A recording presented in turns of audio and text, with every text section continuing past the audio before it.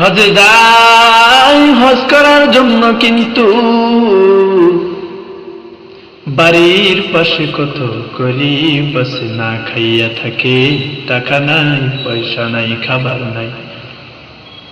হজের দিকেই ছুটেছে, কিন্তু গরিবের দিকে কখনো তাকায় না।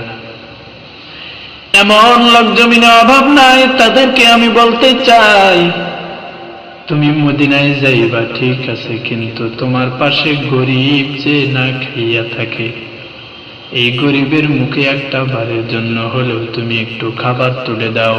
খাবার যদি তুমি তুলে দাও, তুমিও মদিনায় যাওয়ার আগেই দেখবা আল্লাহ তোমার হজকে কবুল করে নেবেন। তার কারণ তুমি বাড়িতে, তোমার পাশের বাড়িতে গরিব না খাইয়া মরবে, আর তুমি হজ কইরা আল্লাহর কাছে বলবা, আল্লাহ গো, দুনিয়ার জমিনে আমি কত ভুল করেছি, জানা অজানা কত ভুল করেছি, মাফ করে দাও। কিন্তু ওই সময় আল্লাহ তোমাকে যদি প্রশ্ন করে কিয়ামতের দিন, যে তোমার বাড়ির পাশে একজন ভিক্ষুক বা অসহায় মানুষ না খেয়ে মরে গেল, কিন্তু তুমি আমাকে রাজি খুশি করার জন্য আসছো, আমি আল্লাহ কি তুমি ওই গরিবকে খাওয়াইলে খুশি হইতাম না?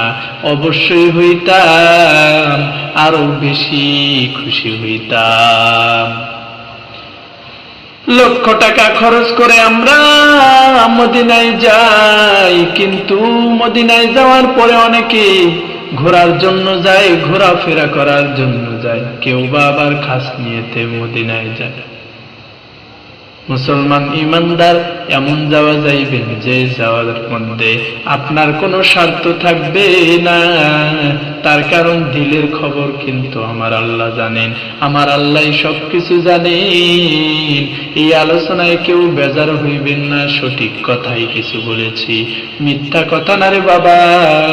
জিনিসগুলো একটু সুন্দরভাবে চিন্তা করো, তাহলেই বুঝে আসবে আজকের আলোচনা।